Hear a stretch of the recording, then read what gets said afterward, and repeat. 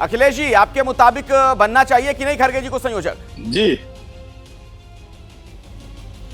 देखिए, जब आदरणीय खड़गे जी ने स्वयं इस बात का उत्तर दे दिया तो उसके बाद किसी और के से प्रश्न करने की क्या औचित्य है? अब आप बेहतर समझते होंगे।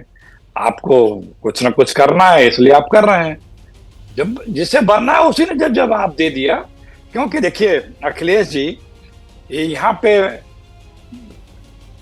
जो चुनाव है वो सांसदों का होता है भारत में, राष्ट्राध्यक्षों का चुनाव नहीं होता है अमेरिका की तरह से। तो चुन जाने के बाद सांसद अपना पीएम चुनते हैं। लेकिन जो हमारी बीजेपी है उसको तो बस दूसरे तरीके से चुनाव करना पसंद आता है।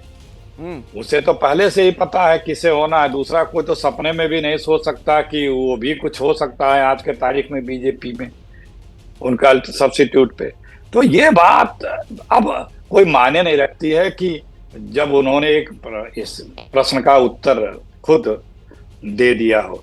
और देखिए, जो नेता का कद की बात होती है ना, वो सार्वजनिक जीवन में सबसे बड़ा पहला जो गुण होना चाहिए वो होता है विश्वसनीयता का।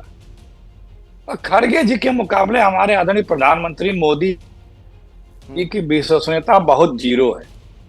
उनकी बात का एतबार या उनकी बात का जिसको कहते हैं बात के धनी, वो नहीं। तो परनिंदा और आत्म प्रशंसा के बयान उनका कुछ है ही नहीं है। लोकतंत्र में आस्था भी नहीं है। तो अब हमेशा हम बहुत निंदा नहीं करना चाहते क्योंकि हमारे भी प्रधानमंत्री हैं, लेकिन जब आप लोग इस तरह की बहस करते हैं तो अपने आप सेंटर में गिर जाते हैं हमारे प्रधानमंत्री। जब आप ले लेता हूं प्रेम शुक्ला जी से, व्यवहार, आचरण, प्रेम शुक्ला जी, खड़गे जी की तुलना में मोदी जी की विश्वसनीयता नहीं है, अखिलेश प्रताप सिंह जी कह रहे हैं।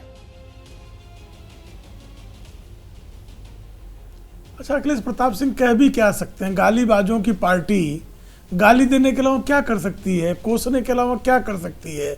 हताशा के गर्त में आकंठ डूबा व्यक्ति जो है उससे आप क्या अपेक्षाएं कर रहे हैं? अभी तो इतनी ही बात कर रहे हैं, 2013-14 मोदी जी तो जो गालियां दे रहे थे, 19 में गालियां दे रहे थे, चौकीदार चोर है कह रहे थे, पता नहीं 100 से अधिक गालियां दे चुके हैं। ये 100-200 गालियां और दे देंगे अभी कुछ महीनों में। तो इनको गालियां देने दीजिए। जनता में विश्वसनीयता है कि नहीं? तो जनता में आदरणीय नरेंद्र मोदी जी पहले प्रधानमंत्री हैं इस देश के जिनकी विश्वसनीयता उनके कार्यकाल के बीतने के साथ साथ बढ़ती चली गई। जैसे उदाहरण मैं दे रहा हूं, 1952 में पंडित जवाहरलाल नेहरू प्रधानमंत्री बने, 1957 में वो केरल का चुनाव हार गए, पीछे हटना शुरू हो गई उनकी लोकप्रियता। 1962 में युद्ध हारने के बाद पंडित जवाहरलाल नेहरू एक हताश व्यक्तित्व के रूप में 62 से 64 के बीच में उनकी क्या स्थिति थी इतिहास में, ठीक से पढ़ लेंगे तो ध्यान में आ जाएगा। श्रीमती इंदिरा गांधी 1968 का चुनाव जीती, 71 का चुनाव 66 का जीती, 71 का जीती, लेकिन 75 में अत्यंत अलोकप्रिय हो गई, आपके ध्यान में होगा। इसी तरह से आप अन्य प्रधानमंत्रियों को देखें, राजीव गांधी 84 का चुनाव, इंदिरा गांधी की जिस तरह से हत्या की गई उसके लहर पर जीत कर 1989 में भयंकर एंटी इनकम्बेंसी हो गई। वीपी सिंह साल भर में एंटी इनकम्बेंसी हो गई। नरसिम्हा राव 91 में प्रधानमंत्री बने, 96 में एंटी इनकम्बेंसी हो गई। अटल जी के खिलाफ भी एंटी इनकम्बेंसी हुई, जो दिखा आपको ध्यान है। आदरणीय नरेंद्र मोदी जी पहले प्रधानमंत्री हैं कि 2014 में उनको 282 सीट मिलती है, 2019 में 303 सीट मिलती है, और अब आज आप अगर सर्वे करेंगे तो उनकी लोकप्रियता में सतत इजाफा होता जा रहा है। मॉर्निंग कंसल्ट जैसी जो सर्वे एजेंसी है वो पाती है कि विश्व में सर्वाधिक लोकप्रिय नेता के रूप में पिछले कई नहीं और प्रेम शुक्ला जी, समय से आदरणीय नरेंद्र मोदी जी संस्थापित है। जैसे ही घड़ी का काटा दोपहर 2:30 पे आए, बबीता जी का दिल सास बहू साजिश के लिए मचल जाए। और ये है इनकी बहू, पूरे दिन ऑफिस की टेंशन हो जाए गॉन जब ये करें अपना फेवरेट शो फ्री टाइम पे ऑन। इनकी तरह आप भी देखें अपना फेवरेट शो अपने टाइम पर और डाउनलोड कीजिए एबीपी लाइव ऐप अपने स्मार्ट टीवी पर।